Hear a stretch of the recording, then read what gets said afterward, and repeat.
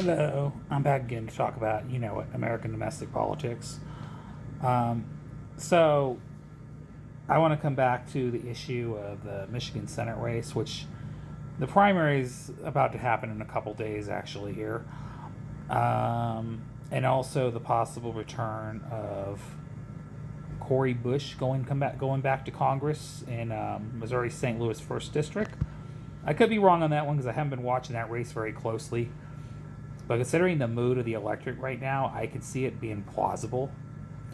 And there was a speech she gave back in 2024 when they spent millions of dollars to get her out of Congress. AIPAC did.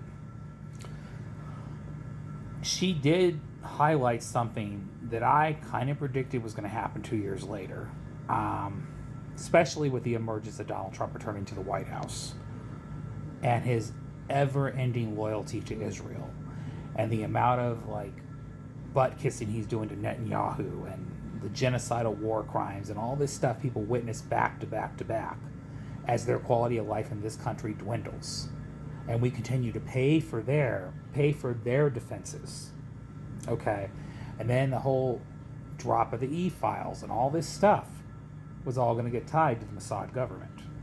Okay, I remember highlighting in her speech, obviously about her own personal mission and her own ambitions politically, being vague, but I knew she was going to run for Congress again. But I remind people, AIPAC has been the biggest problem as far as corporate donors to candidates around the country.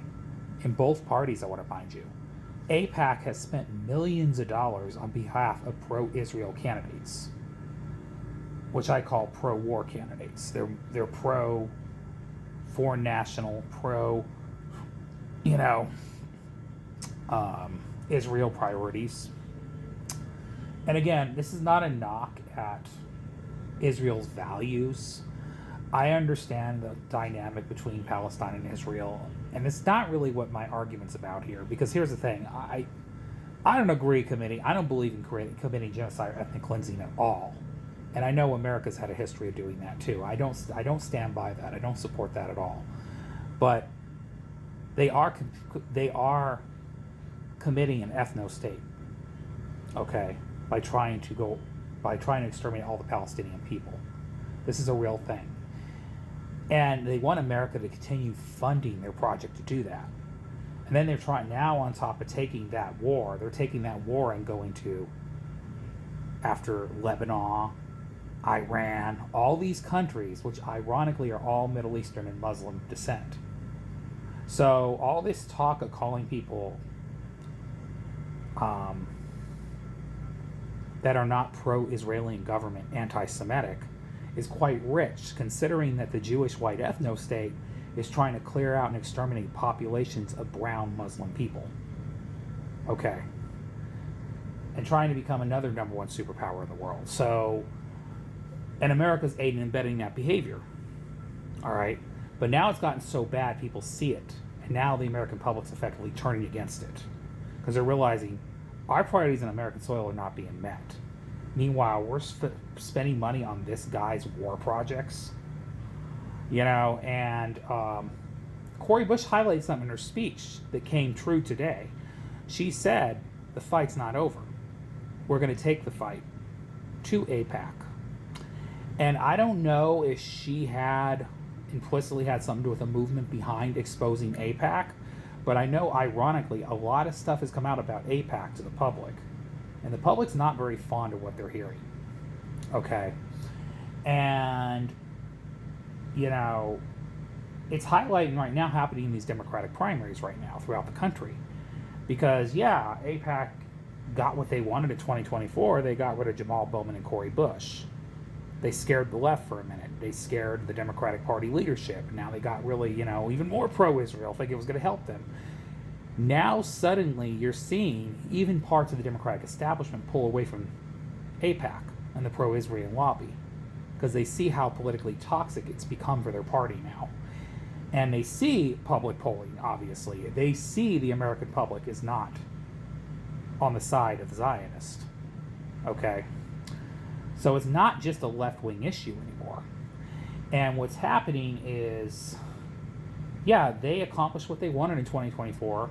spending like $40 million to get these two people out of Congress per race. I want to remind you, $40 million. These are money. This is money that should not be spent in congressional primaries, yet alone congressional races at all. This is insanity. This is how corrupt our campaign finance system is. And then they turn around and spend another $25 million against Thomas Massie to get him defeated in a primary. Like I said, they donate to both parties. They're not strictly partisan.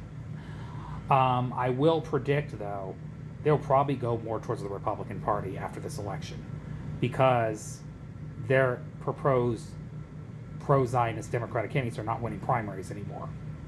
So they know they're going to be stuck having to spend a lot of money against a pro-democracy, anti-war Democrat. Which they will do, I want to remind people. They will spend a lot of money. They will spend in no stop billions of dollars to elect pro-Zionist candidates. Okay. They may have manipulated the Republican base, but the rest of America's not buying the BS anymore. And again, AIPAC got what they wanted in 2020, where they got those two progressive, pro-peace voices out of Congress. But guess what happened in 2026? You multiply that by 8.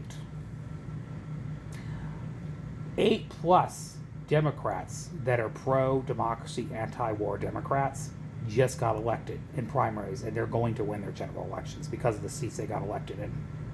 Okay? So, and I want to remind people, AIPAC spent millions of dollars in those races too. And guess what happened? It's backfiring. And it's about to backfire in the Michigan Senate race. Okay? Because Haley Stevens, AIPAC has spent over $40 million, almost $80 million on behalf of Haley Stevens for U.S. Senate. She's losing by 15 points against a guy who didn't even raise as much money as her. But because he was able to break through the BS and the noise of the propaganda and the media and literally talk about what most people care about in general, not just the left, about spending money on American priorities and being for the American people and for his state and his constituents, instead of being for a pro-Israeli lobby who wants to spend more money on their war projects and take care of their constituents as America continues to hurt. Okay. And all of us are quite frankly tired of our money being spent on war crimes, which these people want to continue to defend. All right. I told people the buck's up. America's waking up. Okay. And it's going to show in these next couple races coming up, this next primary election coming up in a couple days here. Is it Tuesday? Yeah, it's nearing very close. So we'll see. We'll see. I have a feeling, though, the pro-democracy, anti-Zionist candidates are going to win. I do predict that's going to happen because it's been happening in the last several primary seasons this year, and I don't think it's over. And I think it's going to continue. Matter of fact, there's another interesting primary going on in Florida against the Democratic incumbent congressman in the Democratic primary. I mean, there's another progressive candidate surging right now. So, I mean, I think this is happening all over the country.